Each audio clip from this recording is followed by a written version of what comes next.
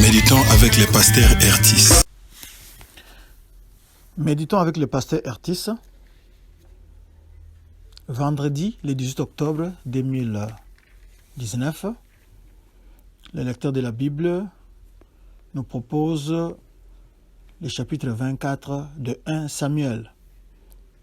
Nous allons méditer sur tous les chapitres, c'est-à-dire du 1er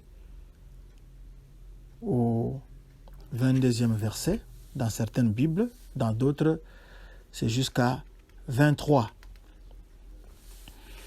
Dans ce chapitre, nous verrons comment Saül a été épargné par David dans la caverne d'En-Gedi.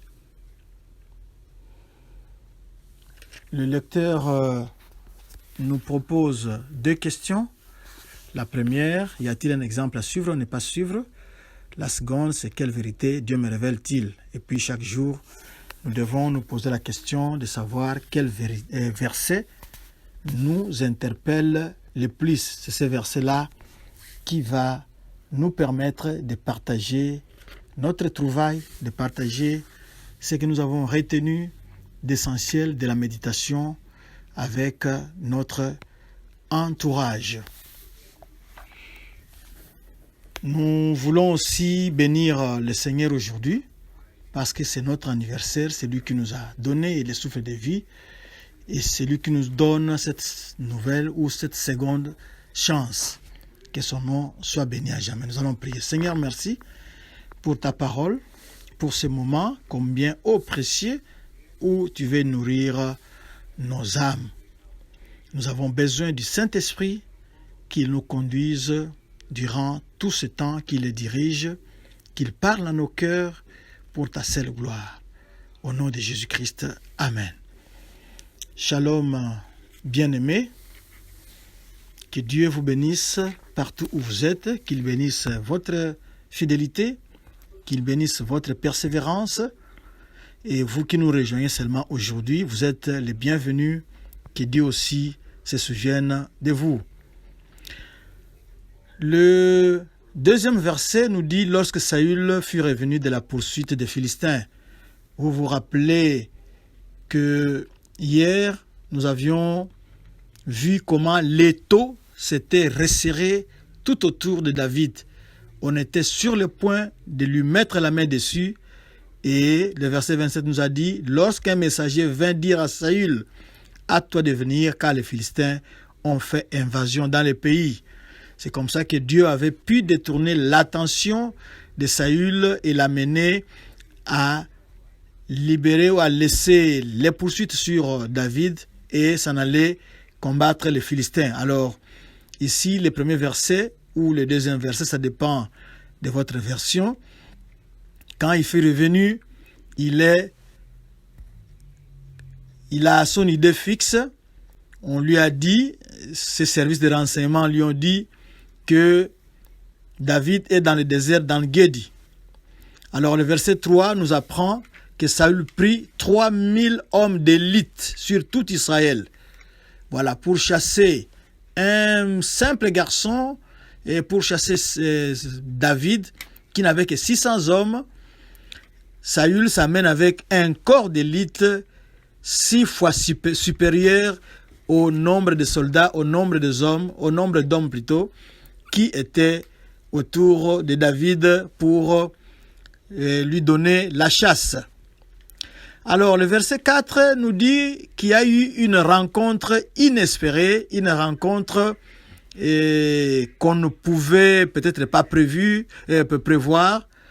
Les deux personnes, nous avons d'abord Saül, il entre dans la caverne pour se couvrir les pieds. Se couvrir les pieds signifie quoi?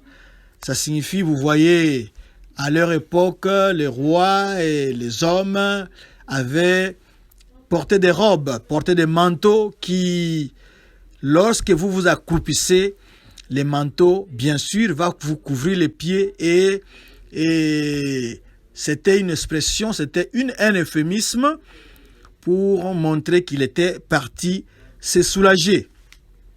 Et pendant qu'il le faisait, David était juste à portée de la main. Et vous savez que dans une caverne, dans une grotte, il n'y a pas de lumière. C'est comme ça que le roi qui entrait dans la caverne ne pouvait pas distinguer les détails. Parce qu'il était dehors, en entrant dans la caverne, il est aveuglé par la lumière des rayons solaires. Tandis que David, qui était dans la caverne avec ses hommes, les yeux s'étaient habitués à la pénombre, il pouvait très bien distinguer les rois et Saül qui était entré dans cette même place, dans cette caverne. Alors le verset 5, les gens de David lui dirent, voici les jours où l'Éternel te dit, je livre ton ennemi entre tes mains, traite-les comme bon te semblera. Ces versets ou cette citation n'est reprise nulle part dans la Bible. Ça doit être certainement une invention des gens de David. Vous savez aussi, les gens aiment couvrir leurs actions au moyen des versets bibliques. Mais cette parole n'a pas été retenue ou écrite quelque part dans la Bible comme ils ont dit, l'Éternel, voici les jours où l'Éternel te dit. L'Éternel n'a rien dit à ces propos-là. Alors David suivit leur conseil, se leva et coupa doucement les pans du manteau de Saül. Donc, il a coupé simplement une partie du manteau que portait le roi Saül.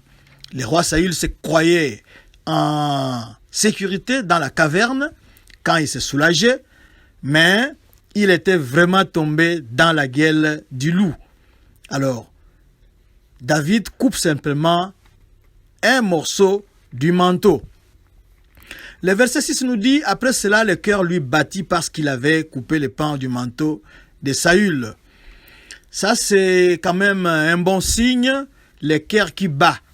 C'est le signe que le Saint-Esprit n'était pas d'accord avec l'esprit, avec les gestes de David. Donc chaque fois que vous perdez la paix, chaque fois que le cœur vous bat, sachez que ce n'est pas le Saint-Esprit. Parce que le Saint-Esprit, quand il vous commande de faire quelque chose, vous avez la paix du cœur. Alors le verset 7, et il dit à ces gens que l'Éternel me garde de commettre contre mon Seigneur, loin de l'Éternel, une action telle que de porter ma main sur lui, car il est loin de l'Éternel. Il a l'onction de l'Éternel. Donc, David s'était interdit à porter la main sur le roi qui avait reçu l'onction de l'Éternel.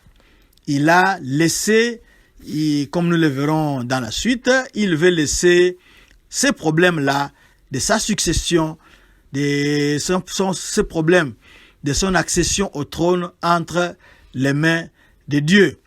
Et ce sont ces paroles-là, et par ces paroles-là, d'après le verset 8, que David avait arrêté ces gens qui voulaient se jeter sur le roi qui les chassait. Vous voyez comment les chasseurs deviennent maintenant une proie qu'on pouvait aussi chasser facilement, n'eût été l'intervention énergétique de David. Après cela, David se leva et sortit de la caverne, et il se mit alors à crier après Saül. Donc, il a signalé au roi que le roi était à portée de la main, il était juste à côté de lui, il pouvait le tuer. Mais voyons, vers la fin de ce verset-là, David s'inclina le visage contre terre et se prosterna. Ça montre le profond respect que David a pour le roi que l'Éternel s'était choisi, le roi d'Israël. David dit à Saül, pourquoi écoutes-tu les propos des gens qui disent, voici, David cherche ton malheur? C'est le verset 10. Cela montre que David, s'il a été mal intentionné, le roi était à portée de la main, le trône d'Israël était à portée de la main, à portée de l'épée de David, mais David ne l'a pas fait. David a contenté simplement à lui donner un signe de sa bonne volonté, qu'il n'a rien de mal contre le roi, mais c'est le roi plutôt qui lui cherche noise, c'est le roi plutôt qui cherche à lui ôter la vie. Et c'est comme ça que le roi David peut, c'est comme ça que David peut affirmer au verset 11 que tu vois maintenant de tes propres yeux que l'Éternel t'avait livré aujourd'hui entre mes mains dans la caverne. Le verset 12, là nous voyons David qui montre une partie du manteau du roi qu'il avait coupé. Au lieu de couper le manteau, il aurait pu simplement le poignarder et le roi aurait pu être tué sur le coup. Mais, tel qu'on a coupé les pans du manteau sans que le roi s'en aperçoive, c'est pour vous dire que l'épée était très tranchante. Et au verset 13, nous verrons David qui dit « L'Éternel sera juge entre moi et toi ». Cela nous montre clairement que David confie ce problème-là à Dieu, car c'est Dieu qui doit venger une personne, c'est Dieu qui doit innocenter une personne. À moi la vengeance, à moi la rétribution. David s'en remet à Dieu pour qu'il soit juge entre eux deux, pour voir qui est loyal, qui est droit envers l'autre. Le verset 15, contre qui le roi d'Israël s'est-il mis en marche, qui poursuit-il un chien mort, une puce? David est très humble, il se considère comme un chien mort, parce que le roi, avec 3000 personnes, juste pour chasser un petit garçon comme David, juste pour chasser David et ses hommes, alors David se considère humblement comme un chien mort, comme une puce qu'on peut écraser facilement.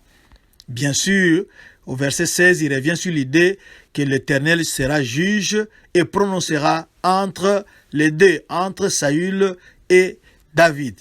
Il regardera et il défendra ma cause et il me rendra justice en me délivrant de ta main. Et lorsque David a fini de parler, c'est au tour du roi, au verset 17, qui dit « Est-ce bien ta voix, mon fils David ?» Nous voyons ici un petit changement d'attitude envers le roi Saül. D'habitude, il appelle ses ennemis par le nom de leur père, fils de Jesse. Mais ici, nous voyons qu'il l'appelle mon fils David, parce qu'il reconnaît aussi, quelque part, que ce David-là est l'ami de son fils Jonathan. Et nous voyons le roi qui pleure ici, mais c'est un faux repentir, c'est une fausse repentance qu'il fait. Nous le verrons dans la suite, pas dans ce chapitre, mais plus tard. Il dit, tu es plus juste, au verset 18, il dit à David, tu es plus juste que moi, car tu m'as fait du bien, et moi, je t'ai fait du mal. 19, tu manifestes aujourd'hui de la bonté avec laquelle tu agis envers moi, puisque l'Éternel m'avait livré entre tes mains, et que tu ne m'as pas tué. Ça, il reconnaît qu'il était à la merci de David, mais David n'a rien entrepris contre le roi. Et il dit, si quelqu'un rencontre son ennemi, le laisse-t-il poursuivre tranquillement son chemin?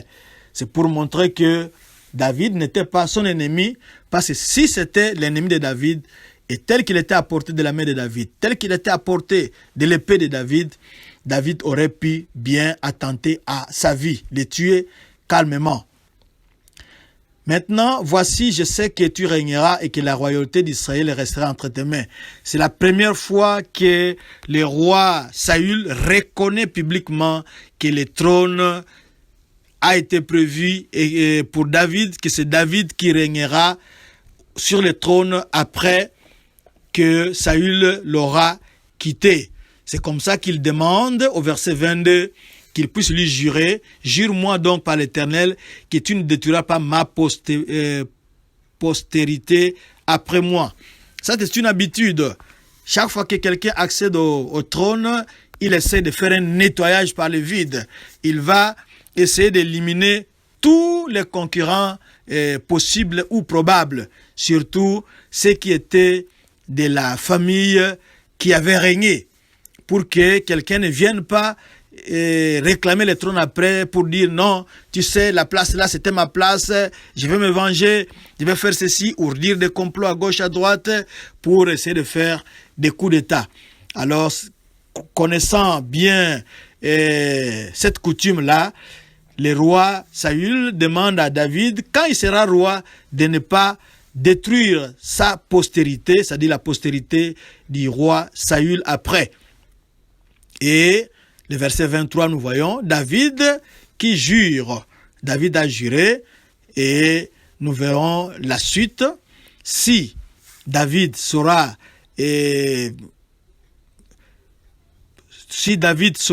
tenir parole ou pas.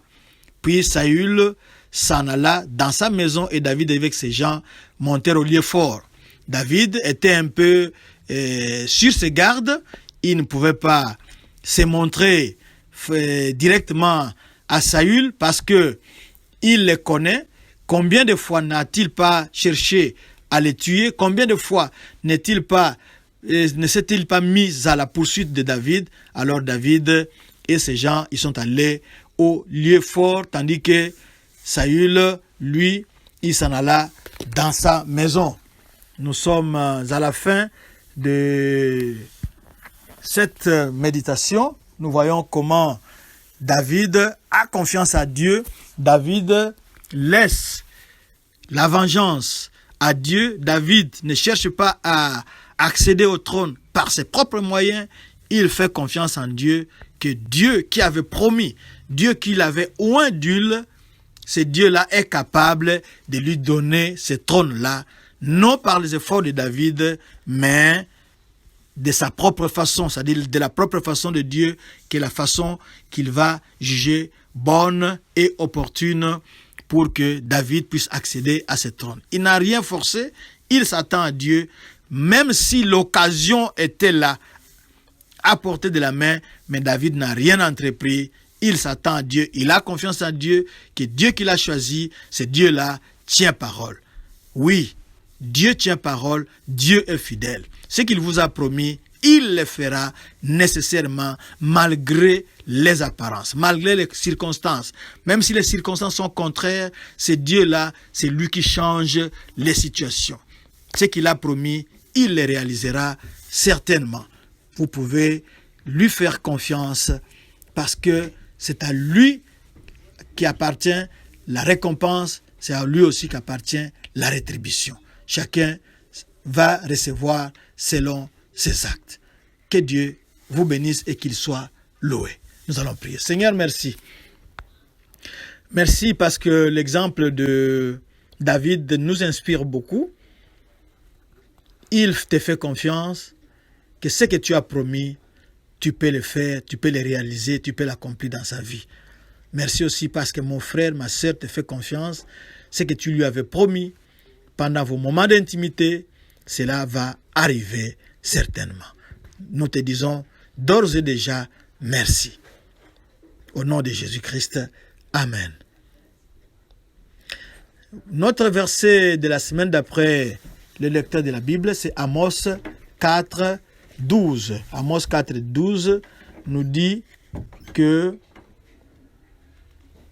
prépare-toi à la rencontre de ton Dieu, ô Israël. Notre adresse, www.église-doxadeo.com.